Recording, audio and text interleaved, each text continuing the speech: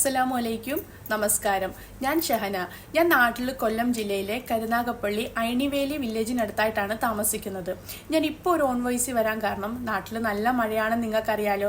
അപ്പോൾ ഇന്ന് രാവിലെ ഉപ്പ എന്നെ വിളിച്ചിട്ട് നാട്ടിലെ അതായത് എൻ്റെ വീടിൻ്റെ ഫ്രണ്ടിലുള്ള ഒരു അവസ്ഥയെക്കുറിച്ച് പറയുകയും കുറച്ച് വീഡിയോസ് എനിക്ക് അയച്ചു തരികയും ചെയ്തു.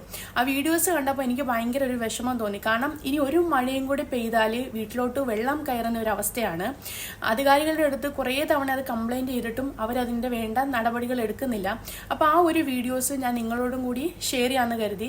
അത് നിങ്ങൾ മാക്സിമം ഈ വീഡിയോസ് ഒന്ന് ഷെയർ ചെയ്ത് ഹെൽപ്പ് ചെയ്യണമെന്ന് ഞാൻ നിങ്ങളോട് റിക്വസ്റ്റ് ചെയ്യുവാണ്.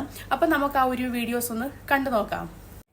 ഇതാണ് എൻ്റെ നാട്ടിലെ വീടിൻ്റെ അവസ്ഥ. ഈ ഒരു വീഡിയോ ഇപ്പോൾ രാവിലെ അയച്ചു തന്നപ്പോൾ എൻ്റെ ഒരു മാനസികാവസ്ഥ നിങ്ങൾക്കത് ഞാൻ പറയാതെ തന്നെ മനസ്സിലാവുമെന്ന് തോന്നുന്നുണ്ട്. കാരണം ഇനിയൊരു മഴ പെയ്താൽ ഉറപ്പായിട്ടും വെള്ളം അകത്തോട്ട് കയറും. കാരണം അത്രത്തോളം വെള്ളത്താൽ മുങ്ങി നിൽക്കുവാണ്. ആ ഗേറ്റിനപ്പുറം കാണുന്നത് റോഡാണ് കേട്ടോ. അത് വണ്ടി പോകുന്ന റോഡാണ്. പക്ഷേ മഴ പെയ്താൽ പിന്നെ ഒരു തരത്തിലും വെള്ളം ഒഴുകി പോകാനുള്ള സൗകര്യം ഇല്ല കേട്ടോ. വീടുകളിലും റോഡുകളിലോട്ടൊക്കെ ഈ വെള്ളം ഇങ്ങനെ കെട്ടിക്കിടക്കുവാണ്. നിങ്ങൾക്കറിയാലോ, ഈ വെള്ളം കെട്ടിക്കിടന്നാൽ പലതരം അസുഖങ്ങളും ഉണ്ടാകുമെന്ന്. തൊട്ടടുത്ത് കലങ്ങുണ്ട്. പക്ഷെ ആ കലങ്ങിലോട്ട് ആ വെള്ളം ഒഴുകി പോകാനുള്ള ഒരു സൗകര്യം അവർ ചെയ്തു തന്നാൽ അത്രയും ഉപകാരമായിരുന്നു.